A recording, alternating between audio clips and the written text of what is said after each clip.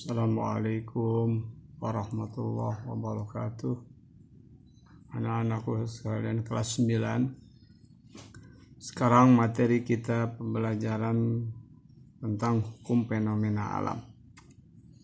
Standar kompetensi yang akan kita bahas menerapkan Al-Quran, surat-surat pendek pilihan tentang hukum fenomena alam. KD-nya atau kompetensi dasarnya, kita akan memahami isi kandungan di surat Al-Qari'ah dan surat Al-Zalzalah tentang hukum fenomena alam, memahami keterkaitan isi kandungan Al-Qari'ah dan Al-Zalzalah tentang hukum fenomena alam dalam kehidupan, dan menerapkan kandungan Al-Qari'ah Al-Zalzalah dalam fenomena kehidupan sehari-hari dan akibatnya. Indikator yang akan kita capai, siswa mampu membaca surat Al-Qari'ah dan Al-Zalzalah. Yang kedua, siswa mampu menerjemahkan Al-Qari'ah dan Al-Zalzalah. Yang ketiga, siswa mampu menjelaskan isi kandungannya. Dan yang keempat, siswa mampu menjelaskan keterkaitan antara Al-Qari'ah dan Al-Zalzalah.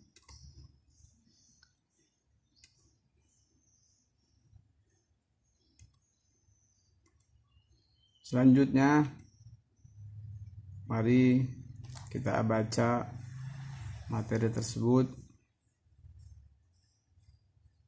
di dalam surat Al-Qari'ah yang jumlah ayatnya 11 ayat.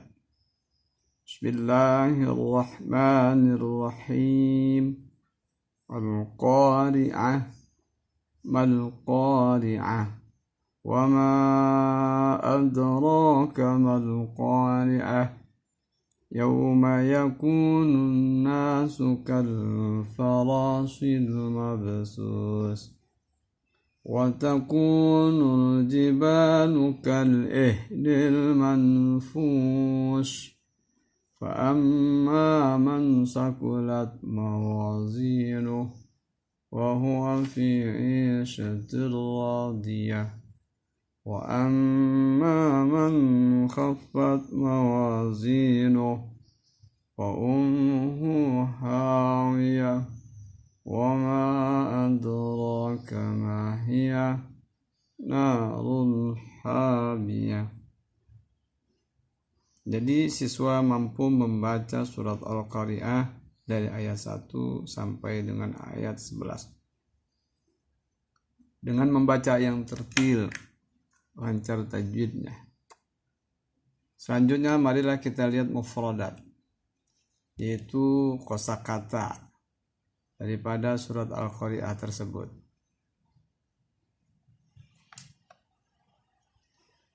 Yang pertama, Al-Qari'ah itu artinya hari kiamat. Yang kedua, ma apakah. Yang ketiga, wa ma adraka artinya apakah kamu tahu. Yang keempat, yauma yakunu artinya pada hari itu. Yang kelima, annas artinya manusia. Yang keenam, kal-farashi artinya seperti anai-anai. Dan yang ketujuh, al-mabsus yang artinya berterbangan.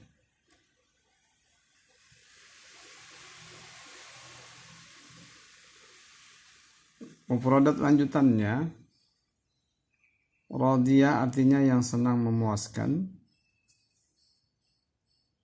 Khaffat artinya ringan.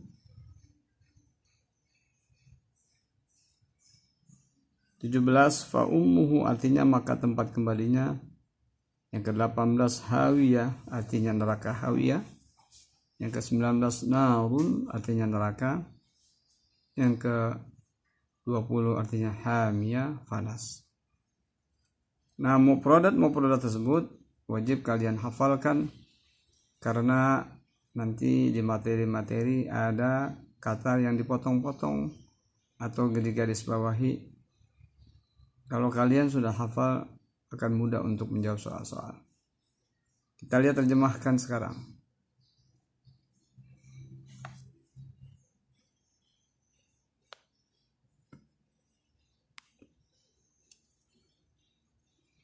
Pertama, hari kiamat.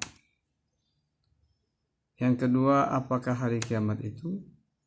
Yang ketiga, tahukah kamu apakah hari kiamat itu? Yang keempat, pada hari itu manusia adalah seperti anak-anak yang berterbangan. Yang kelima, dan gunung-gunung adalah seperti bulu yang dihambur-hamburkan. Yang keenam, adapun orang-orang yang berat timbangan kebaikannya. Yang ketujuh, maka dia berada dalam kehidupan yang memuaskan. Yang kedelapan, adapun orang-orang yang ringan timbangan kebaikannya. Kesembilan, maka tempat kembalinya adalah neraka hawiyah. Yang kesepuluh, tahukah kamu apakah neraka hawiyah itu? Kesebelas, yaitu api yang sangat panas.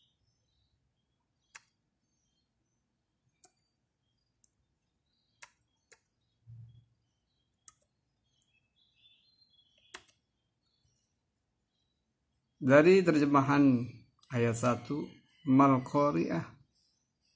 Al-Qari'ah, Mal-Qari'ah, hari kiamat, apakah hari kiamat itu? Ini sebuah bentuk kalimat pertanyaan, yang dimana pertanyaan ini untuk menggugah hati manusia bahwa suatu saat akan datang di mana hari yang berbeda dengan hari yang lainnya, yang di situ ketika hari itu datang akan menggetarkan hati-hati manusia. Pertanyaan itu datang kepada Nabi kita Muhammad SAW dalam menerima wahyu. Nah, dalam pertanyaan itu Allah jelaskan jawaban-jawabannya. Yang diantara jawaban-jawabannya adalah yang pertama, pada hari itu manusia adalah seperti anak-anak yang berterbangan. Kita lihat di nomor 4. Bahwa pada hari itu manusia seperti anak-anak yang berterbangan. Istilah anak-anak itu seperti binatang-binatang yang kecil. Laron, laler, dan yang lain-lain. Jadi kalau manusia nanti digambarkan seperti binatang yang sangat kecil, lalu dia melayang-layang berterbangan, berarti betapa dahsyatnya hari kiamat. Yang kelima, gunung-gunung adalah seperti bulu yang dihambur-hamburkan. Kita bisa memahami satu helai bulu burung yang sangat ringan, ketika ketiupkan angin itu berterbangan sampai jauh. Gunung digambarkan seperti bulu, padahal secara fisik kita bisa lihat, secara kasat mata kita bisa lihat begitu besarnya gunung. Tapi nanti Allah akan kembalikan gunung itu. Allah akan luluh lantahkan berhamburan. Ya, sepertinya gambaran gunung meletus yang kita lihat. Kalau kita pernah mendengar, kalau kita pernah melihat, baik secara tidak langsung, ya di televisi, di video, di YouTube dan yang lain, bagaimana dahsyatnya gunung itu meletus. Itu hanya kiamat sugro. Apa itu kiamat sugro? Kiamat kecil. Tapi nanti akan lebih hebat lagi kiamat yang akan kita rasakan, yaitu kiamat kubro. Kiamat yang begitu besar. Bukan hanya gunung itu meletus, tapi gunung itu akan terbang dan bertabrak-tabrakan dengan gunung yang lainnya. Na'udzubillah, subhanallah. Yang keenam, dan adapun orang-orang yang berat timbangan kebaikannya, maka dia berada dalam kehidupan yang memuaskan. Siapapun itu orangnya, ketika dia beramal baik, beramal saleh, nanti radiyan mardiyah, dia akan menghadap Allah ya dalam keadaan senang, dalam keadaan puas, karena timbangan kebaikannya lebih banyak.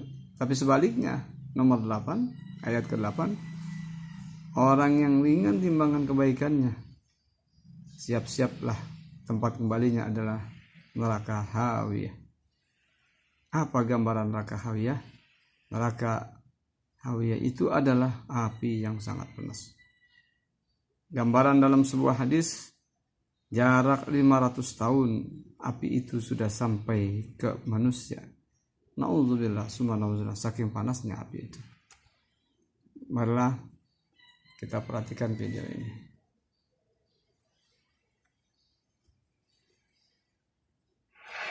Neraka merupakan tempat yang paling menyengsarakan. Tak seorang pun bercita-cita di akhirat nanti akan menjadi salah satu penghuninya.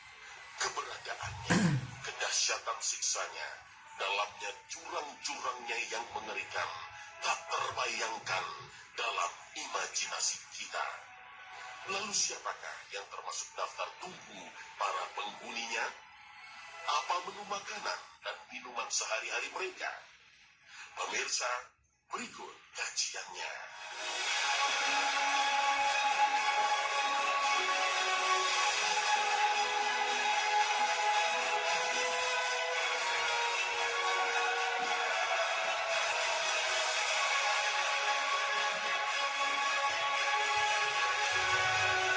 Assalamualaikum warahmatullahi wabarakatuh. Pagi ini Khazanah kembali menyajikan kepada Anda embun-embun ilmu yang terpendam dalam luasnya Khazanah Islam. Neraka merupakan tempat yang menjadi balasan bagi orang-orang yang tidak beriman, orang-orang kafir yang ingkar kepada Allah, dan orang-orang musyrik yang menyekutukan Allah. Mereka adalah orang-orang yang tidak punya iman sedikit pun dalam hatinya, sehingga tak ada yang akan menyelamatkan mereka dan membawa mereka ke surga. Mereka kekal di neraka untuk menebus dosa kekafiran dan kesyirikan yang mereka lakukan selama di dunia. Hal ini dijelaskan oleh Allah dalam firman-Nya. Adapun orang-orang kafir dan mendustakan ayat-ayat Kami, mereka itu penghuni neraka. Mereka kekal di dalamnya. Al-Quran Surah Al-Baqarah ayat 39. Orang-orang muslim yang banyak berbuat dosa pun akan menghuni neraka, yaitu mereka yang dosa dan keburukannya lebih banyak dibanding pahala dan kebaikannya. Mereka dimakar dalam waktu yang lama untuk melebur dosa-dosa mereka. Kemudian pada akhirnya mereka dikeluarkan. Setiap yang masih punya iman akan dikeluarkan dari neraka. Tentang kelompok ini, Rasulullah SAW bersabda, adapun penduduk neraka yang mereka menjadi penduduknya, maka mereka tidak akan mati di dalam neraka dan tidak akan hidup. Tetapi orang-orang yang tertimpa siksa neraka dengan sebab dosa-dosa mereka, maka Dia, Allah, akan mematikan mereka. Sehingga apabila mereka telah menjadi arang, diberi izin mendapatkan syafaat, maka mereka didatangkan dalam keadaan kelompok-kelompok yang berserakan. Lalu mereka ditebarkan di sungai-sungai surga. Kemudian dikatakan, wahai penduduk surga, tuangkan air kepada mereka. Maka mereka pun tumbuh sebagaimana tumbuhnya biji-bijian yang ada pada tanah yang dibawa aliran air. Hadis riwayat Muslim.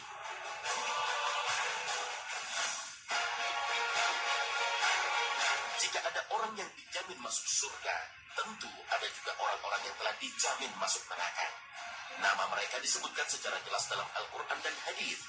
Di antaranya adalah Fir'aun yang hidup di zaman Nabi Musa alaihissalam, raja lalim yang mengaku dirinya Tuhan, yang memperdaya rakyatnya agar tunduk kepada ketuhanan dirinya, yang membunuh dan memperbudak Bani Israel. Bahkan di neraka kelak, Fir'aun merupakan penghuninya yang istimewa, yang memimpin kaumnya merasakan pedihnya siksa neraka. Dalam hal ini, Allah Subhanahu wa Ta'ala menjelaskan dalam firman-Nya, Dia, Fir'aun, berjalan di muka kaumnya di hari kiamat, lalu memasukkan mereka ke dalam neraka. Neraka itu seburuk-buruk tempat yang didatangi. Al-Quran Surah Hud ayat 98. Selain Fir'aun, tamu istimewa neraka adalah istri dari Nabi Nuh alaihissalam dan istri Nabi Lut alaihissalam. Kenapa istimewa? Karena keduanya menjadi orang terdekat seorang Nabi yang seharusnya menjadi orang pertama menyambut seruan sang Nabi dan menjadi membantu misi sang suami. Tapi mereka berkhianat dan mendustakan